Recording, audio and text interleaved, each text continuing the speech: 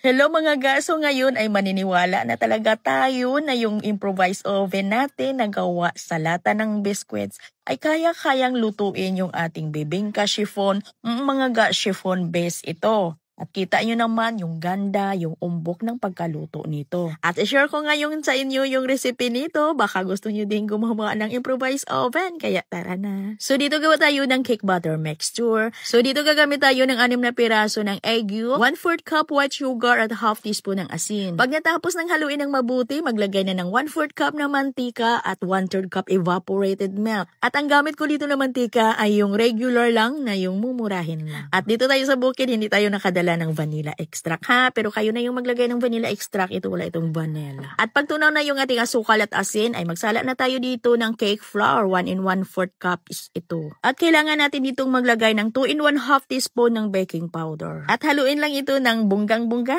Haluin lang talaga ng mabuti hanggang sa kuminis yung ating mixture. At ito lang kalapot yung mixture natin at isit aside lang muna natin ito, ay magbati na tayo ng ating egg whites. At ito po yung tinatawag natin na mirang. So dito, 6 na piraso ng egg whites at mula din ito sa large na itlog ha. Maglagay ako dito ng half teaspoon ng baking powder kasi wala tayong cream of tartar. Pwede ditong suka. At pag nag-create na ng medyo makinis na bubbles yung ating egg whites, ay unti-unti na nating ilagay yung half cup na white sugar. Sa paglagay dito ng ating asukal, halimbawa po nakalagay tayo, ay batihin natin, ay tansyahin natin na medyo kumalat na medyo natunaw na ng kunti yung ating asukal. Saka naman tayo magdagdag. Para naman na hindi talaga mabigatan yung ating egg whites, na maganda talaga yung volume ng alsan niya. At pag naubos na nating nailagay lahat yung ating asukal, ibatihin lang natin ito ng ilan lang ng mga minuto. Depende sa gamit natin na hand mixer hanggang sa makuha natin yung medium step peaks. Yung medium lang para hindi naman tayo mahirapan sa pagpo-fold. Huwag lang masyadong matibay. Kagaya lang dito mga gaayan.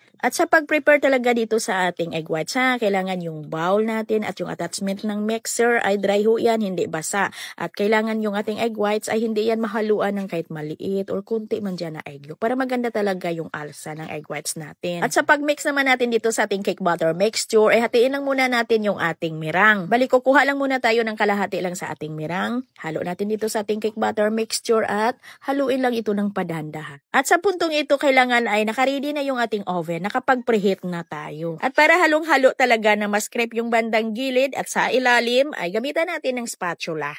At sa paghalo talaga natin dito ay kailangan talaga na hindi lang natin ito ma-overmixing ha. Ay pag nakikita natin na well combine ay tama na ho yan. At dito gumamit ako ng 3.5 ng ensaymada molder. Nilagyan natin yan ng dahon ng saging. Yung dahon ng saging ay hinalob natin yan para hindi mapunit. At lagyan natin ito ng buko sa ibabaw. Pero kailangan yung ilagay natin dito na buko ay kunti lang. Huwag lang masyadong madami ha. Para hindi mabigatan yung ating mixture. Para makaalsa po siya ng maganda. Kailangan na kuntian lang talaga natin yung buko meat na ilagay natin dito sa ibabaw. At ang kailangan talaga natin lang dito sa ating improvised oven para maganda talaga yung alsa pagkaluto ng ating chiffon bebingka ay katamtaman lang yung baga. At tansyahin lang natin yung oras nito ha.